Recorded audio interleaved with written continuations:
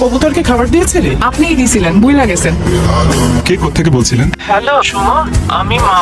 ফোনটা ঘরে ফেলে গিয়েছিস, হলো মনে হলে চলবে? মা আসলে শোন, আজকে তো তোদের মাদার্স ডে, ভাবলাম তোর জন্য খিচুড়ি রান্না করি, এত প্রিয় তোর।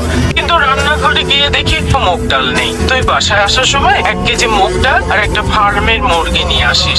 আচ্ছা না, 2 কেজি আনিস। লেবু আনিস। আর আমার হাঁটুর ব্যথাটাও এত বেড়েছে, কিন্তু ওষুধটাও। মা ওষুধটা তোমার সেকেন্ড ড্রয়ারে আছে, তুমি বোধহয় ভুলে গেছো। বাইরে খেয়ে আসিস না, তাড়াতাড়ি বাসায় ফিরিস। আচ্ছা তুই কাজ কর। কি রে? আসবো মা। রাতের তারা